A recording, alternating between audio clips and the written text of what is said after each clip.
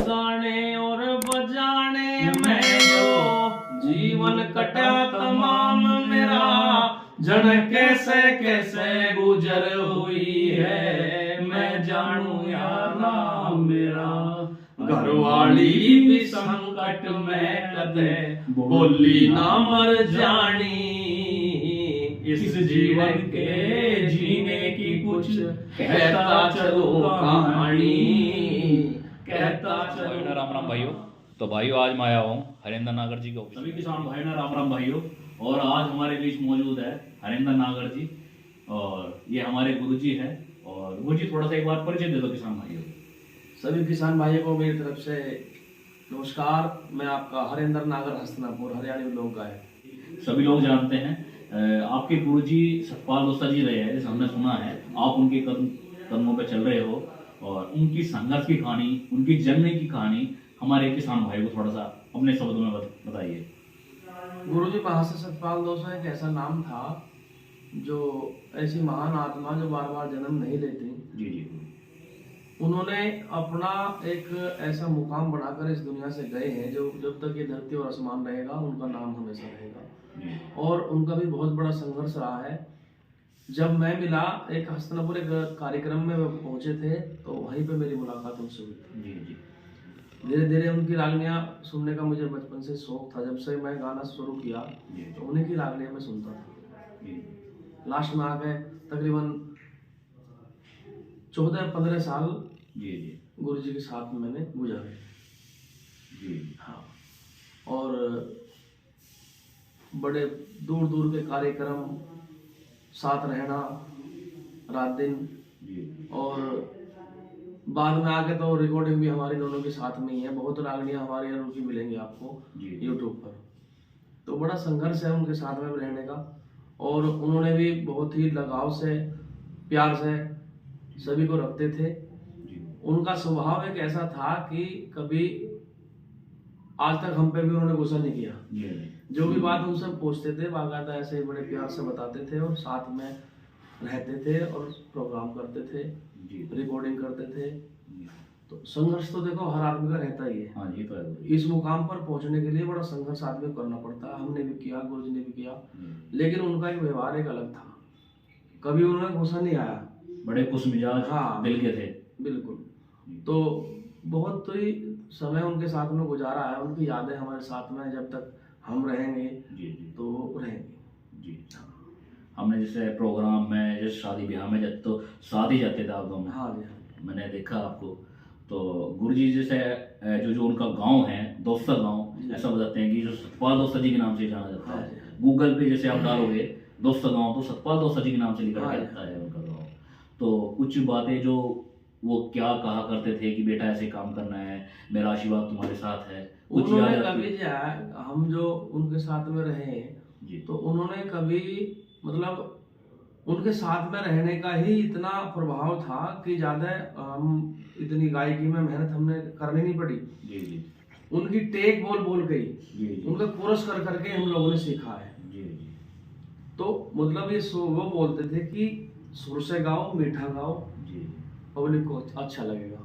जी जी।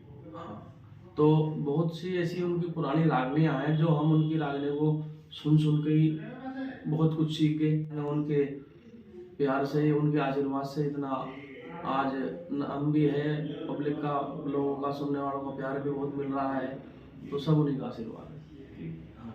मैंने ऐसा सुना है गुरुजी ऐसा बताते हैं जब श्री सतपाल दोसा जी शुरू में जब रागनी गाया करते थे वो पैसा किसी से नहीं लिया करते थे, ये बात सत्य है? पैसे का तो उनका अब तक भी ऐसा रहा है जैसा जिसने दे दिया। कभी किसी से उन्होंने पैसे की ना कभी जिद की, जैसा जिसने दे दिया ऐसे मोटी बीच के दे दिया। हाँ हाँ, तो उनका स्वभाव ऐसा था। ऐसा स्वभाव था उनका। और कभी पैसे को अहमियत नहीं दी उन्होंने। जी जी। क्यों? और कोई भी आदमी जब इस लेवल पर पहुंच जाता है जी जी तो उसके अंदर शालीनता आई जाती है। जी जी। कभी भी किसी को भी उठा के देख लो आप, तो वो इस लेवल पे पहुंच गए थे कि पैसा कोई अहमियत नहीं रखता था उनके आगे। ये तो है। बस सरल स्वभाव और अच्छा गाना उन्हीं का पूरी जिंदगी रहा है। कोई बात जैसे गुरुजी बताते हो कि बेटा मैंने कम उम्र में मेहनत की। कुछ बात बताइए, जैसे कि जैसे अचानक से वे दुनिया से चले गए। मेहनत तो उन्होंने की, बताया करे थे कि मैं जब हम उनके चाचा जी थे, जी जी जब उनकी प्रैक्टिस चलती थी गांव में तो पूरी पूरी रात गाना होता था। जी जी पहले बिना माइक के कंपटीशन होते थे, जी जी तो बिना माइक के कंपटीशन में उन्होंने बड़े मैदानी जो कंपटीशन होते थे बहुत जीते हैं। जी जी तभी उनका नाम आज तक भी हम बड़े आदर से याद करते हैं उनको। जी तो काफी मेहनत की है उन्होंने। जी जी पहले, अब तो माइक से जो है गाते हैं हम, जी। पहले बिना माइक के पूरे मतलब कई के 1000 लोगों तक आवाज पहुंचानी होती थी। बिना माइक के? हाँ, बिना माइक के। तो बड़े संघर्ष किए हैं उन्होंने अपने जीवन में। पैसा था ही नहीं पहले गायकी में। हाँ जी, पहले नहीं हाँ, था। पहले नहीं था। पहले तो अपने नाम के लिए और मेहनत से आदमी लोग जो जी। कलाकार गायक हैं सभी तो मेहनत करते थे। तो उन्होंने बड़ी मेहनत की है और उन्होंने बिल्कुल साफ गाना गाया है। जी जी उनका नाम इसलिए भी है, एक तो उनको सरस्वती माता ने आवाज बड़ी प्यारी दी थी। हाँ जी, आवाज काफी सुंदर थी। आवाज बहुत प्यारी थी। अब तक लास्ट तक भी उनकी आवाज ऐसी रही है। जी जी नहीं तो 65-70 साल की उम्र में आवाज रहती नहीं है। नहीं रहती जी। उन पर ऐसा आशीर्वाद था कि अब भी कांच से जैसी आवाज थी उनकी, बिल्कुल साफ। जी जी उनके गले में कुछ चीज ऐसी थी। जी जी जैसे मोहम्मद रफी साहब हाँ, से उनके बताते हैं। गले में ही कुछ कुदरती कुछ ऐसी चीज थी कि आवाज गाते वक्त उनकी एकदम बिल्कुल बड़ी मीठी आवाज निकलती थी। लोग झूम उठते करते थे हाँ, उनकी उनके रागनी अलग पर। कुछ सब गायकों के में नहीं होता है गले में। जी जी कुछ अलग चीज थी उनकी गायकी में, गले में अलग चीज थी, कुछ ऊपर वाले ने उनको दिया था। जी जी तो दोस्तों देख सकते हाँ। हैं। और बात करें तो हरिंदर नागर जी कहाँ कहाँ तक प्रोग्राम किया आपने सतपाल बोसा जी के साथ में? ऐसा कोई जगह जो आप मैंने 15 साल उनके साथ में रहा हूँ, मुझे खुद याद नहीं है। जी जी काफी दूर तक गए? हरियाणा, राजस्थान, यूपी, और जहाँ तक भी रागिनी का नाम है उनके प्रोग्राम चलते थे। जी जी और हम भी उनके साथ में रहते थे। आज हम भी कर रहे हैं दूर दूर तक कार्यक्रम। जी जी तो गुरुजी की यादें तो बहुत जुड़ी हुई हैं जी जी तो दोस्तों, हमसे।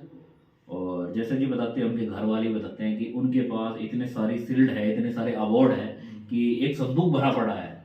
हाँ, उनको सभी जगह सम्मानित किया जाता था, जहाँ भी जाते थे आप भी सम्मानित किए जाते थे, और सतपाल बोसा जी को उनको भी सम्मानित किया जाता था। गुरुजी का एक समाज में बड़ी इज्जत भाव से लोग उनको प्यार करते थे। जी जी जहाँ भी गुरुजी मिल गए जी तो समाज का उनके प्रति एक अलग नजरिया था। जी जी एक जो दिल से प्यार करते हैं जी जी वो चीज समाज की और सुनने वालों की उनके प्रति थी।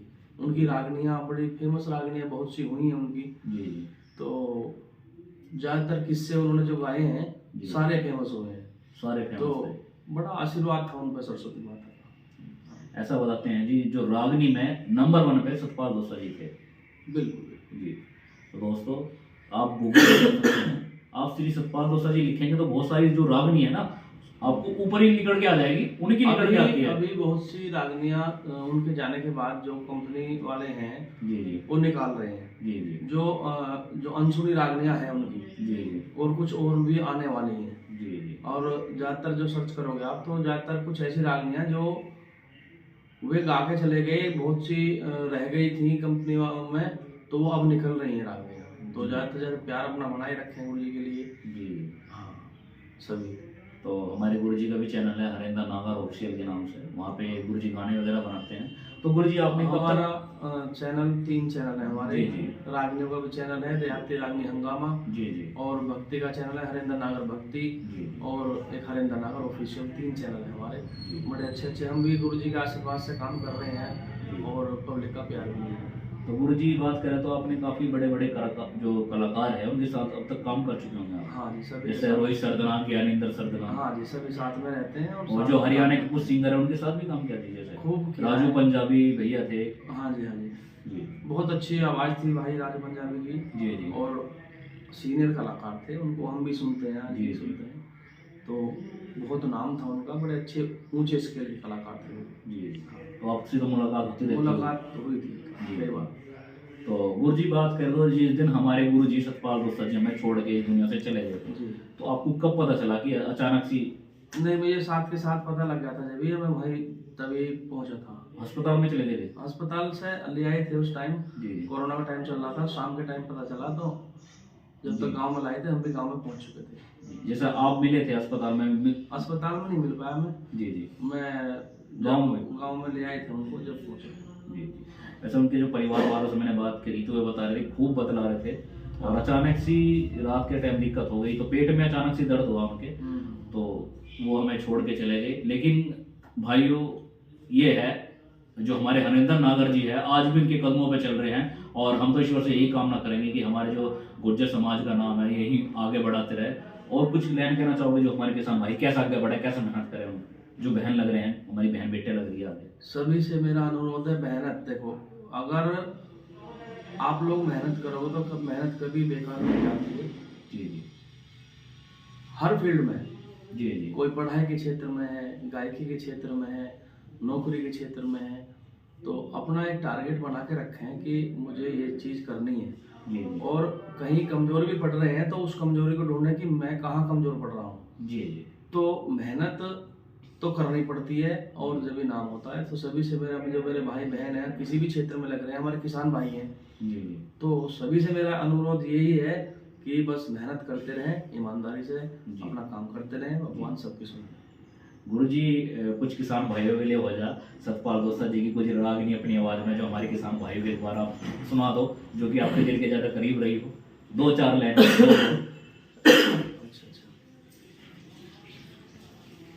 गुरु जी की एक बड़ी हमारे गुरु जी थे लड्डन सिंह जी, जो जिनकी गुरु जी रागनियाँ गाया करते थे।